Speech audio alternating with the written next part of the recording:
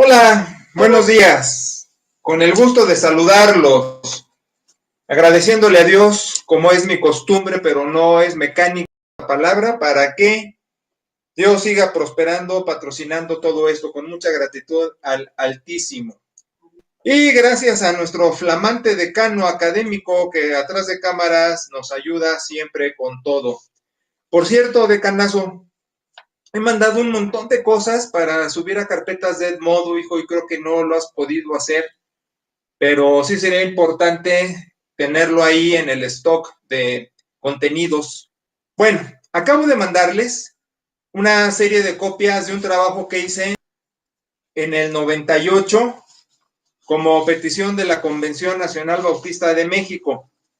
Nada más que ahorita me di cuenta que no lo tenía en el orden. Les voy a decir cómo va para que lo lean así.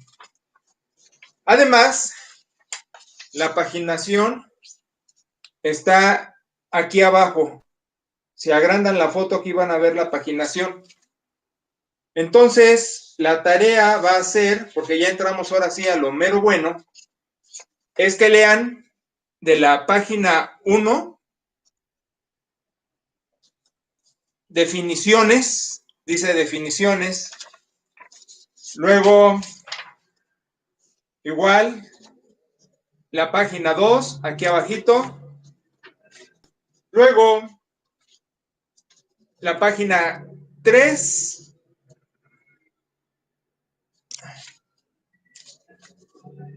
y luego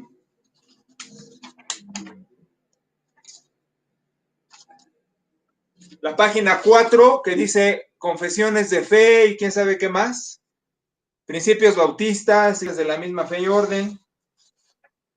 La página 5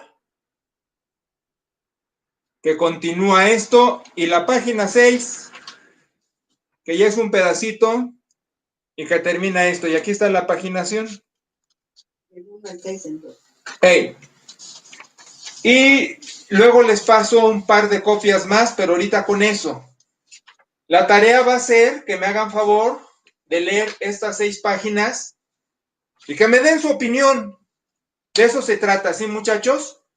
Que me den su opinión de esa lectura. ¿Qué opinan? No es un resumen. A veces se me confunden y me mandan resúmenes. No, muchachos, no quiero resúmenes. Quiero su opinión. Ahora, en base a eso, ¿por qué les dije que no me manden rollos en la tarea pasadas? Porque no es una investigación histórica. Si quisiera eso, les doy bibliografía, como hacíamos en la primera etapa del instituto, que leyeran eso y me mandaran comentarios acerca de la bibliografía. Pero no quiero eso, miren, no es una clase de historia. Si fuera eso, pues sí haría lo otro. Lo que estoy haciendo es que sepan qué terreno pisan. Y por eso hemos venido viendo en toda la historia la idea cristiana, el impulso original, cómo se tergiversó, cómo sufrió y cómo estamos llegando hasta hoy día. Eso es lo que quiero nada más. Por eso lo que me interesa es su comprensión de la ponencia, de donde es una palabra, una frase, una idea no es clara, que pregunten con toda la confianza. Ya ven que en el patio de recreo, que es el chat del instituto, nos divertimos un montón, pero también es el espacio para hacer preguntas. Ahora, no tengan pena del nivel de la pregunta, que digan, es que es muy tonta, lo que sea. No, no, no. Es más, ya se han dado cuenta que si me hacen la pregunta individual, de todas maneras la contesto en el chat de iglesia, porque es de información general. Así que no tengan pendiente de que su pregunta no sea tan importante. Todas son importantes y vale la pena aclarar todo, porque estamos entrando, como decía el anuncio de la mayonesa McCormick, a lo sabroso. O como decía, si se acuerdan, el mago cómico, comediante, Beto el Boticario, gracias Perita, que decía, ya es la hora chingüengüenchona, porque ya estamos llegando donde vamos a ubicar todo lo que venimos arrastrando, cómo sirve o cómo estorba a la construcción denominacional. ¿Por qué? después de ver todo esto, yo les voy a dar ahorita los bautistas.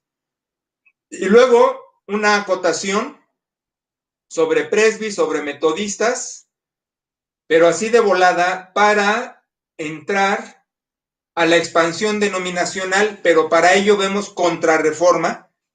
Y vemos con esto de Loyola y los jesuitas cómo estorba o contribuye, porque la ironía que yo presento es que contribuye a nuestra denominación.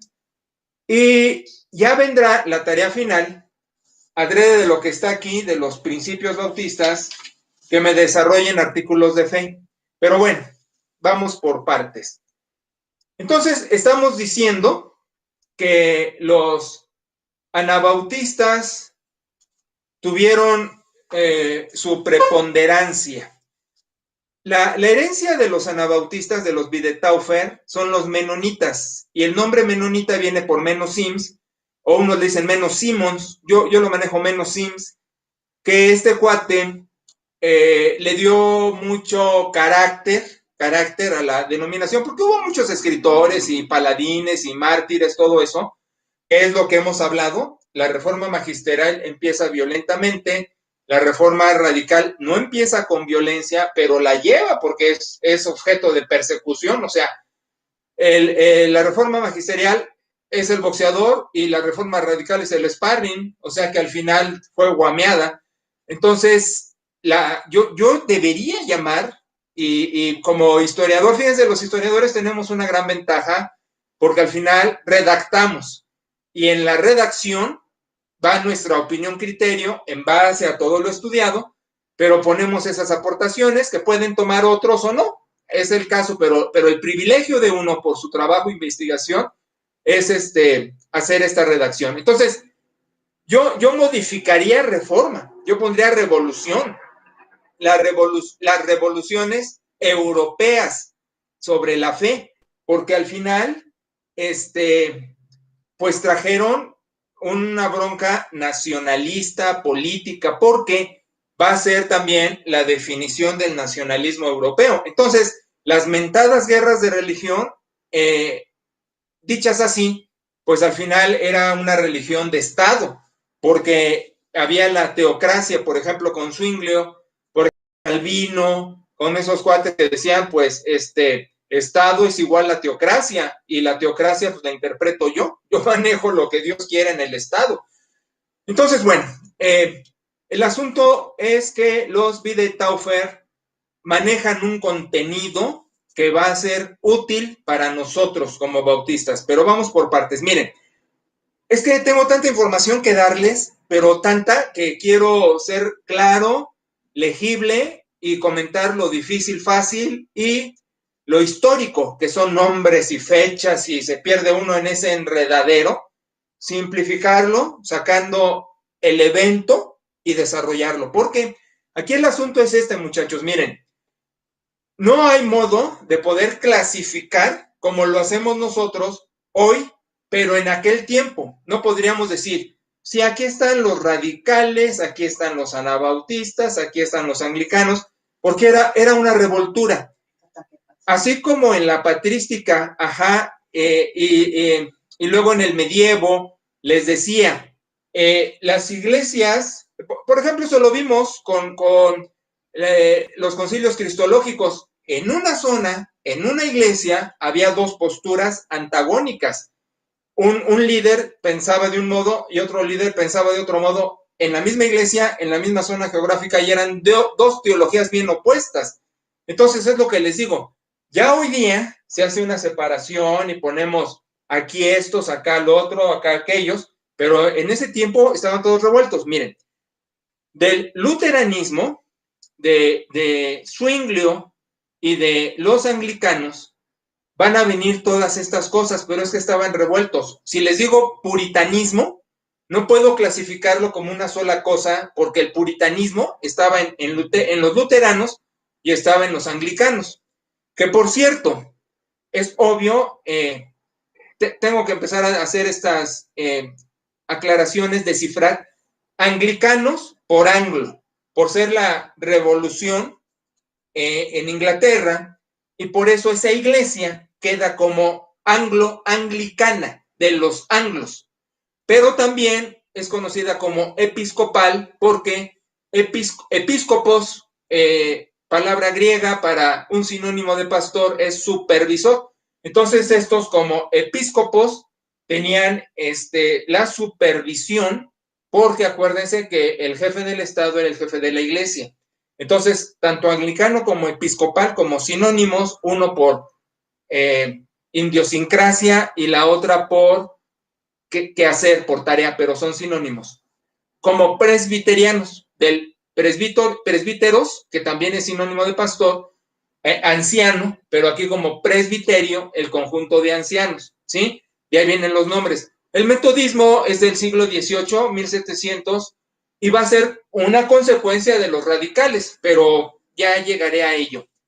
Entonces, miren, voy a simplificar qué es lo que me interesa, porque lo que necesito es que sepan cómo viene arrastrándose el hilo, ¿sí? Bueno, entonces nos quedamos con que están los Bidetaufer, los anabautistas, están los anglicanos.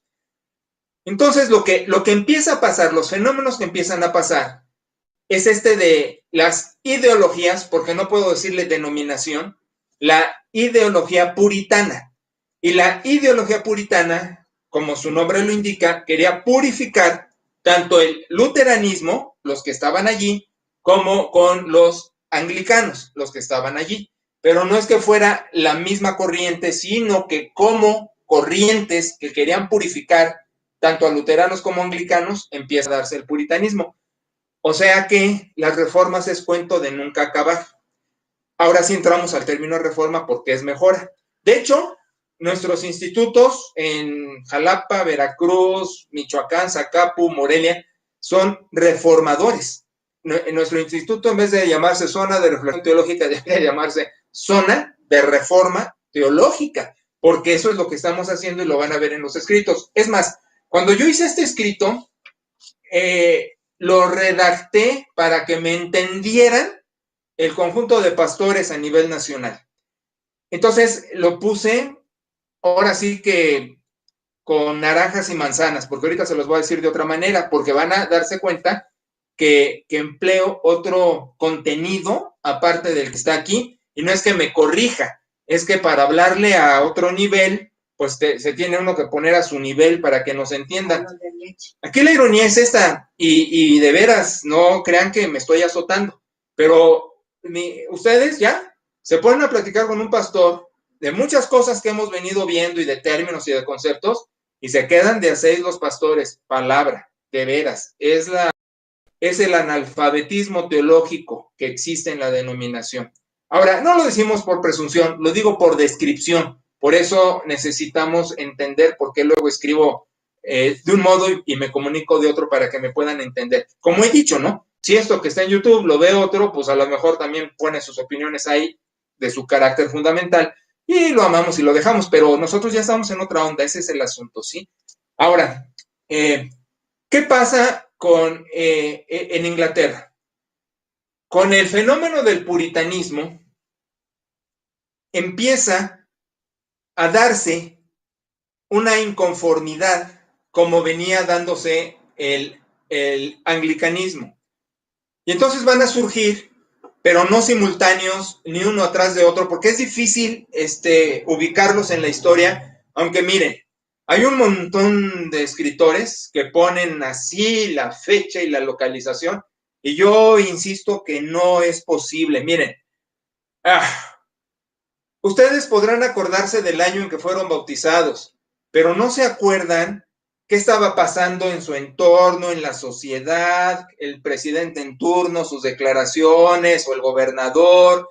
¿Sí me explico? O sea, hay demasiado elemento sociológico alrededor de los eventos que es casi imposible trazarlos con precisión absoluta de qué estaba pasando. Entonces, lo que podemos ofrecer nosotros es con una investigación historiográfica tratar de dar la pista más cercana, pero así como decir, es segurísimo que esto fue así, es muy difícil. Igual lo que les voy a contar.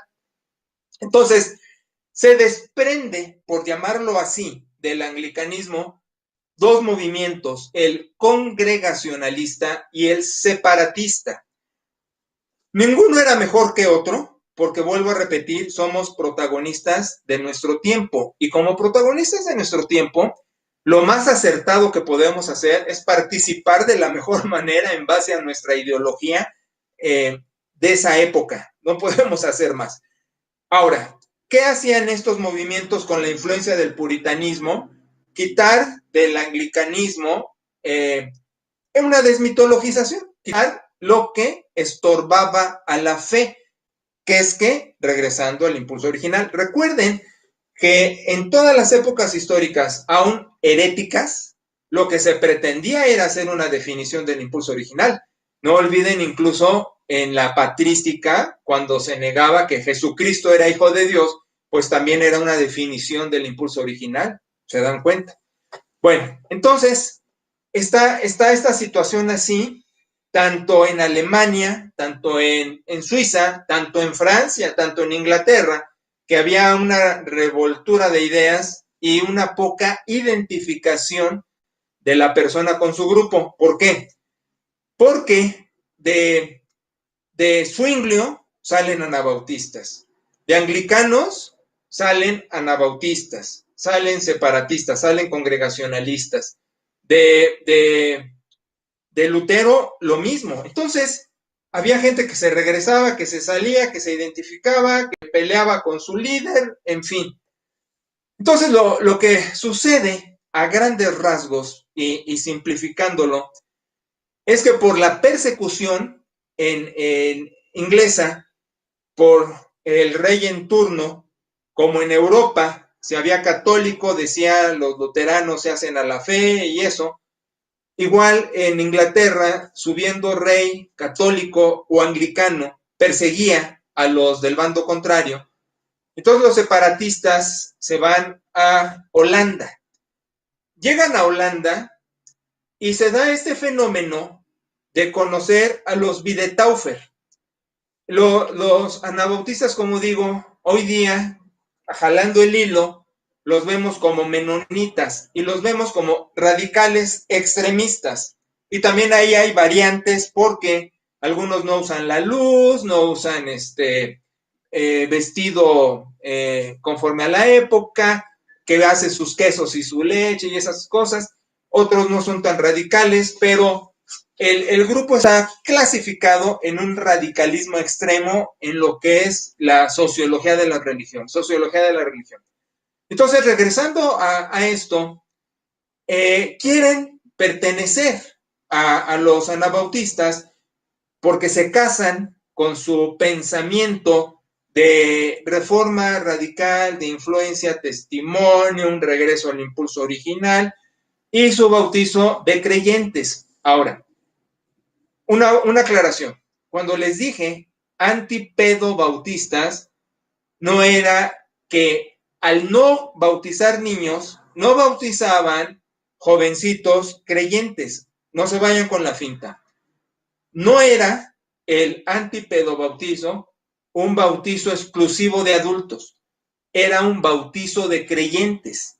Entonces, si un jovencito, no puedo decir la edad, pero un puberto, confesaba su fe en Jesucristo como Señor y Salvador, entonces era candidato a bautizar, ¿sí? No era el antipedobautizo por edad, era para creyentes. Entonces ven eso y les gusta a estos separatistas en Holanda, quieren hacerse Bidetaufer, pero no los aceptan. Las razones de por qué no los aceptan, dentro de lo mucho que muchos han dicho, yo tengo mi posición en el exacerbado dos vías: nacionalismo incipiente y dos, la suspicacia de que la reforma de influencia radical se convertía al final en reforma magisterial porque había infiltrados y entonces, como Zwinglio estaba haciendo matadero de Bidetaufers, meten a otro, ¿para qué? O sea, Es mi posición. Tanto el exacerbado nacionalismo, no, aquí no queremos ingleses, como es que va al otro, no sabemos si eres un infiltrado para después hacer daño a quienes somos parte de esta agrupación, ¿verdad? Bueno, entonces chicos, el asunto con el Bidetaufer es no acepta a los separatistas ingleses. Entonces lo que sucede, y aquí podría darles nombres y todo, pero mire que ni tienen caso, porque eh, lo que sigue siendo mi tesis es que ha habido nombres atrás de los nombres. Yo sostengo que el autor intelectual de Lutero es Felipe Melanchthon, que el autor intelectual de Calvino es Teodoro Beza, que el autor intelectual de Zwinglio fue Zwinglio. Entonces, el autor intelectual de John Elwes, el patrocinador, como le dicen muchos de esto, son otros. Entonces, ni viene al caso de dar los nombres, solo les digo que los separatistas en Holanda deciden hacer su propia congregación. Y al decidir hacer su propia congregación, que no los aceptan los Bidetaufer, entonces van a ser los Taufer, los bautistas. Pero calmantes montes, porque las etiquetas llegan después. Ellos se llamaban hermanos, hermanos en Cristo, muchos nombres, porque Bidetaufer como Taufer eran insultos. Entonces no iban a ponerse bautistas bien contentos. Miren, yo tuve un problema cuando daba clases en el Seminario Teológico Bautista de Lomas Verdes, porque el decano académico, mi profe en hebreo, doctor en hebreo, que fue el que les dije que en la máster me dijo, ya tengo problemas porque ya te di todo mi hebreo, todo mi arameo, ¿qué más te doy? Pues tuve conflicto con él precisamente por estos temas, por su exacerbado fundamentalismo. Él maneja el hitoísmo o landmarquismo, que en un momento explico. Entonces, cuando yo le hablaba de él, hablaba con él de esto por mi contenido en la materia de historia, teología histórica, le hice ver varias cosas y no las aceptaba en su escasa preparación histórica o nula preparación histórica, porque aquí viene lo interesante. Está documentado que esa primera iglesia de separatistas en suelo inglés, que ya no fueron separatistas, que no fueron Bidetaufer, que van a ser los bautistas, bautizaron por afusión. La afusión es como con una cubetita arrojan agua en el coco, no fue por inmersión. El nombre bautista no es por bautizar por inmersión. El nombre bautista era por bautizar creyentes, no niños. Aquí el grave problema con Lutero, con Zwinglio, con Calvino, era su énfasis en seguir bautizando niños porque era la extensión de la señal del pacto. Tanto para Calvino como Lutero no tanto, pero Lutero traía la herencia católica, de donde les digo, el luteranismo son católicos sin el reconocimiento del Papa, nada más. Entonces, muchachos, y miren, también como anécdota, acabo de revisar de mi abuelo académico, del doctor Anderson, una serie de errores que yo clasifico como errores porque relaciona a la denominación bautista con cada época histórica. Y yo digo que no puede relacionarse, porque le buscan, ¿no? Con calzadores, que aquí nos relacionamos en la patrística, aquí nos relacionamos. No, porque la denominación bautista existe hasta el siglo XVII. No puede haber ninguna relación porque, como ya les mostré, a través de la historia existen tantos accidentes y tantos baches que había grupos heréticos. No es posible ningún tipo de relación, más que, habiendo sido personajes protagonistas de la época, identificarse con aquella y hacer como mejor se podía en su momento histórico, pero no existe ninguna relación. Todo esto, muchachos, porque hay esas discrepancias entre quienes hacemos trabajo de historia. Incluso el doctor Anderson dice que el catolicismo empieza en el siglo V, cuando creo que es Calcedonia, cuando en el 451 dicen el pescador ha hablado, dándole al Papa León su lugar como obispo principal. No, a ver, no había sacramentos. No había sacramentos como en la Edad Media. ¿Cómo puede ser catolicismo sin su contenido? Que puede irse fraguando el catolicismo con la estructura, con líderes principales, con regiones geográficas más importantes por iglesia o por obispos, es otra cosa. Pero ya esto, y lo voy a mostrar en la Contrarreforma, ya como católico apostólico romano es hasta el medievo y después que viene el sacramentalismo. ¿Cómo va a ser iglesia católica sin sus sacramentos? Es la base del catolicismo y eso pasa hasta el medievo. Entonces, a mí me cansa que los historiadores se mantienen en una posición y tenemos que abrir más el panorama, es como un rompecabezas, ¿sí? Tenemos que extender todas las piezas para poder ubicarlas en el mapa. Bueno, entonces, estos que empiezan en Holanda, bautizándose por afusión, regresan a Inglaterra. En este regreso a Inglaterra pasan muchas cosas violentas, de persecución y también de identificación, porque de los separatistas y congregacionalistas, puritanos en esencia, ven el regreso de estos y les anima, pero tienen conflictos también doctrinales. Es lo que les digo, el cristianismo es la religión que pregona el amor, que pregona la unidad y es la más dividida en la historia. No existe otra que tenga la división y el conflicto que ha tenido el cristianismo. Entonces, surge otro grupo que va a ser identificado como bautista, pero eran los hermanos. Surge otro grupo que va a ser identificado ya después, que podemos ponerle etiquetas, como los bautistas particulares. Porque estos que regresan de Holanda van a ser clasificados como bautistas generales. ¿Por qué? Porque el bautista general tenía el concepto arminiano, que decía, la salvación es para todos, y en algunos casos radicales, donde si la salvación es para todos, ya están salvos. Como el bautista particular con herencia calvinista, que decía, solo los elegidos son salvos. Ahora, ambas posturas tienen verdad, pero tenemos que llegar al centro de ambos extremos para decir, la salvación es para todos, pero obviamente van a ser los elegidos, porque no todos se salvan. Sin embargo, yo no sé quiénes son ni cuándo van a convertirse. Entonces, tenemos que ser una empresa misionera 100%. ¿De acuerdo?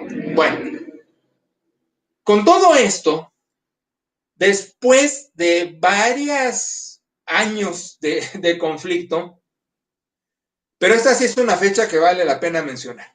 Hasta 1644 se fusionan ambos grupos, ambas entidades, bautistas generales y bautistas particulares, para llegar a ser, como historiador, lo que puedo alcanzar y decir, aquí ya la denominación bautista tiene una forma formal, porque antes como bautista general o bautista particular estaban como bolas de billar pegando en todas las orillas, en todos los extremos, y ahora sí ya va hacia un canalito. Ahora, lo que da sustancia a que separatistas ven anabautistas, regresan a Inglaterra, como que les copian otros, como que siguen caminando en su credo y después se fusionan y empiezan su camino de expansión, porque después llegó la colonia. Después de eso, de Inglaterra se van a América, Estados Unidos, y empieza ya la denominación a agarrar más forma. No tenemos idea cuándo surgen los mentados principios bautistas, aunque Anderson y otros dicen otras cosas. Yo insisto, no sabemos cuándo, no hay una fecha que digamos, en tal fecha se dio, y les voy a dar las razones. Primero, no tenemos documentación histórica que diga aquí nacen los 7 principios bautistas, o a alguien se le ocurre. No. Segundo, son principios, no credos. En las definiciones que les paso, distingo que es un dogma, que es un credo, que es un artículo de fe, por definición. Y por definición, los bautistas no somos credales. Si una cosa fue el baluarte de nuestra abuela denominación, fue que se autodenominó como una iglesia libre. Al autodenominarse como una iglesia libre, estamos en la tradición de las iglesias libres, quiso decir, vamos a hacer copiones de la iglesia primitiva. No dijeron, vamos a traducir el impulso original, pero se dijo de otro modo, vamos a copiar a la iglesia primitiva. No vamos a tener presbiterianismo de Calvino, no vamos a tener la iglesia reformada de Suiza, no vamos a tener anglicanos, no vamos a tener Wiedetaufer, vamos a hacer una iglesia libre y vamos a caminar en la tradición de las iglesias libres. Como tal, no tuvo un credo. Es decir, hasta este momento veníamos viendo que el cristianismo tenía que estarse definiendo y tenían que articular cuál era su postura en los concilios cristológicos, como hoy los rezos católicos son las conclusiones conciliares. El credo es una conclusión conciliar. Creo en Dios, Padre Todopoderoso, Creador del cielo y de la tierra, creo en Jesucristo, su único Hijo, es como terminó un concilio. Entonces, los bautistas no tuvimos credos. Entonces van a decir, ¿y entonces cómo se armaba la cosa? En la improvisación del camino evangélico. Y aquí viene otra, miren. El nombre correcto de la denominación, el nombre formal, debería ser cristiano, evangélico, bautista. Cristiano, por la herencia que busca el impulso original. Evangélico, esta es mi definición. En las ciencias sociales le ponen denominación histórica, yo le pongo evangélico, pero voy a decir qué es lo que quiere decir. El producto de las iglesias reformadas europeas, y aquí viene mi aportación, que concilia la razón con el corazón. Ya les hablé de los radicales racionalistas, ¿sí? Y ya les hablé de los inspiracionalistas. Estos caminos van a llevar tanto al racionalismo, que va a dar al liberalismo y al humanismo, como el puritanismo va a llevar al pietismo, al fundamentalismo y al dogmatismo. Entonces, el equilibrio entre una posición y la otra es lo que llamo evangelicalismo. El evangelicalismo es, voy al impulso original, pero no lo razono tanto que me pierda, ni lo hago tan devocional que no lo exponga académicamente. Entonces, el equilibrio de ambos polos lo denomino evangélico, como producto de las iglesias reformadas europeas, y estoy poniendo magisteriales y radicales, porque la influencia de la Confesión de Fe de Westminster para los bautistas es fundamental. O sea, somos de la influencia radical, yes, pero repito, como fenómeno histórico estamos impregnados de un sincretismo porque las ideas de todos nos contaminan a todos. Y bautista, cristiano, evangélico, bautista, porque manejo los 7 principios que dan contenido a la denominación. Ese es nuestro nombre formal. No se debe decir Iglesia Bautista, y voy a explicarlo, porque no existe una iglesia universal. Yo sé que el fundamentalismo ha hablado mucho de la iglesia universal y todo eso. Voy a explicar. La Iglesia Universal no existe porque los glorificados, que ya somos todos, en el absolutismo divino, donde no hay espacio-tiempo, sino es la atemporalidad de la eternidad, ya sucedió todo. ¿De dónde? Por eso Dios se reveló en la cultura griega con un tiempo verbal que no existe en ningún otro idioma y que aglutina todos los tiempos verbales. Entonces, eso no se llama Iglesia Universal, eso se llama reino, el reino. Y el reino es el reinado, no de 1000 años, no literal, no en la tierra, como dice el fundamentalismo dispensacional, que más adelante voy a hablar de las interpretaciones escatológicas, todavía no es el momento, pero el Nuevo Testamento presenta el reinado, y el reinado que se da en la parucía, en la manifestación visible por segunda y última vez de Jesucristo, pues ya no hay iglesia, ya no hay eclesía, ya no estamos convocados a la reunión, ya no hay, hay el naos, que es el lugar santísimo, porque Dios está morando en ellos, pero eso, en vez de identificarse como naos, se identifica como reino. Entonces, iglesia universal no existe. Lo que podría existir, deberíamos llamarlo iglesia ideal. ¿Y qué es la iglesia ideal? La suma de todas las denominaciones y de sus iglesias. Pero entramos en un problema, porque aquí diríamos, tendríamos que clasificar solamente a las denominaciones históricas o evangélicas. Pero ¿y las bíblicas? Las que surgen en el siglo XX, de los pentecostales y todo, de eso les voy a hablar después, y el nacimiento de cada una de estas, porque aunque se digan que son de la iglesia primitiva, están mintiendo. Todos los carismáticos, todos los pentecostales, todos los más vida, todas las iglesias con propósito, como le pongan, tienen origen herético. Pero es que usan Biblia y son bendición, pues porque el negocio es noble y porque Dios hace milagros, pero su origen es herético. Y voy a presentarle las pruebas cuando llegue al siglo XX. Ahorita estamos todavía en el siglo XVII. Bueno, entonces el asunto es este, chicos. ¿En qué me quedé? En heréticas, son heréticas las iglesias cristianas, bíblicas, las iglesias. Sí, pero era por algo que se los estaba diciendo. Sí, porque la iglesia no puede ser una. Gracias.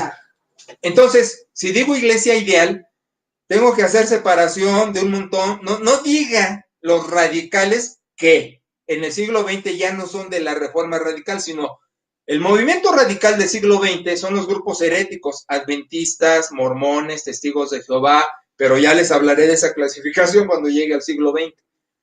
Ahorita lo que digo es, si existe una iglesia que aglutine a todos, se llamaría ideal, y la definición lo dice, es un idealismo, es una utopía decir que puede haber una iglesia de todas las iglesias porque existen demasiados problemas para unificar a todas.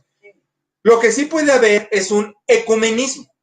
Ecumenismo, la palabra quiere decir oikos menos la casa donde estamos, la casa que habitamos, pero abusados. Ecumenismo no estoy diciendo ecumenismo institucional.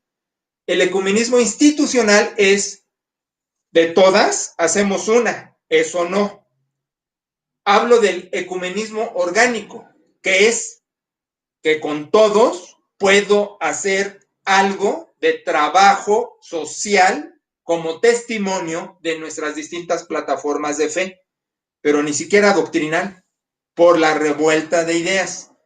Es decir, si yo tengo reunión interdenominacional con los pentes y se arrastran y se avientan y chillan y gritan y todo, pues los dejo que hagan su show, pero yo no estoy en ese show doctrinalmente.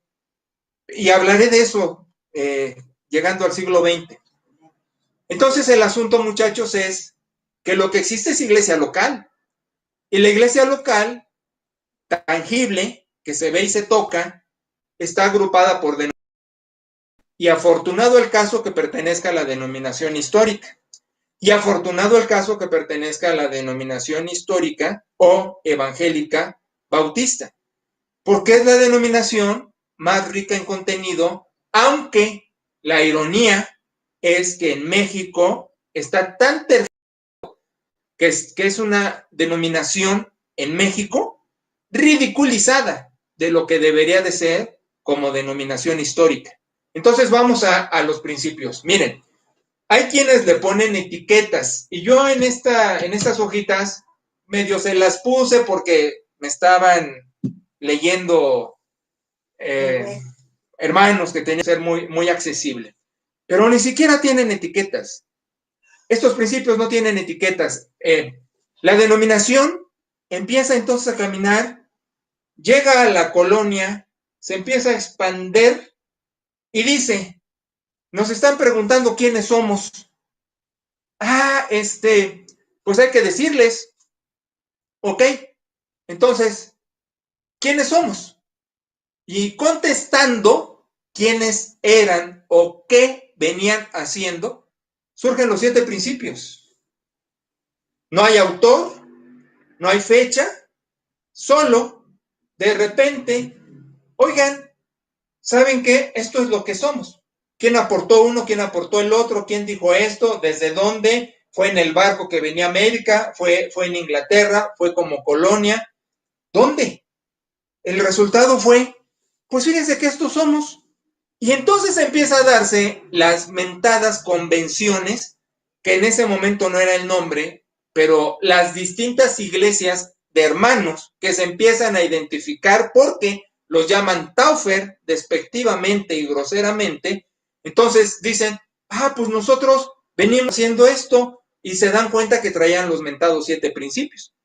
Y ya se quedan. Eso es lo que hace a la denominación exclusiva.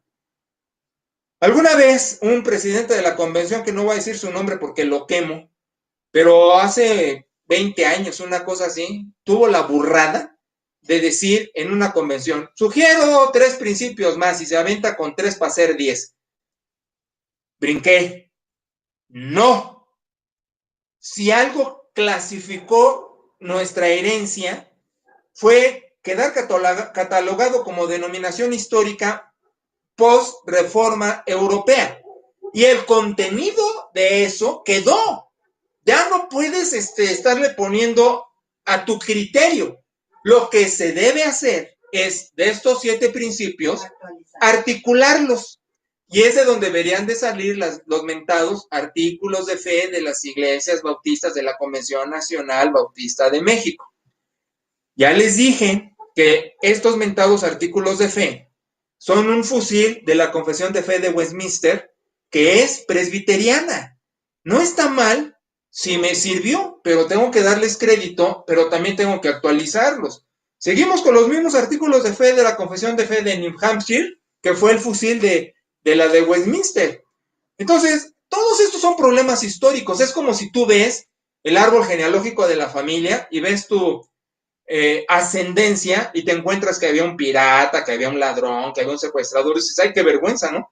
Con esto lo que estamos haciendo es ver precisamente la vergüenza de que como denominación en México y tremendamente influenciada por la misión de Bautista del Sur de los Estados Unidos, que es fundamentalista, pues traemos una contaminación espantosa de la razón de ser de nuestra denominación. Son principios porque dan carretera, dan la salida, como en la carrera, que hay una salida y hay una meta. Entonces el disparo de salida es un principio, es una idea que tú puedes hacer tan larga o puedes hacer tan corta como tu cultura eclesial te dé, ya sea intelectual, académica, espiritual, histórica, social, etcétera, como te alcance. Entonces tú vas a hacer una carrera de 100 metros o vas a ser un fondista de 20 kilómetros con ese principio. El asunto es que eso no se hace en México, pero adivinen qué, esa va a ser su tarea. De cada principio voy a querer que hagan artículos de fe, no copiándolos de los que existen ahorita y que se reparten en las iglesitas y mira, esto creemos los bautistas y es pura tontería. No, sino tú mismo, ya con toda la documentación que tienes a lo largo del instituto, lo expandas. Híjole, ya son 45 minutos y apenas iba a entrar a los principios. Mira, no puedes hacer la tarea que te pedí. porque no te he dado nada de los principios. Me quedé en la pura introducción. No hay tarea esta semana. ¿Qué hago? Esperar. Mira, nada más lee. No me des tu opinión. Nada más lee estas páginas que te di. Y primero Dios, en 8 días entro ya a los principios. Y los vemos. Yo los clasifico de un modo muy simple. Eso sí te voy a decir, ¿verdad? Jesucristo, revelación, sacerdocio, iglesia, estado, conciencia, testimonio.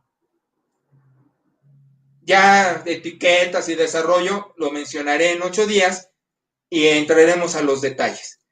Por lo pronto, saludos a todos, linda clase, y que Dios los favorezca y lo bendiga. ¿Sale? Nos vemos. Gracias, profe. Bye.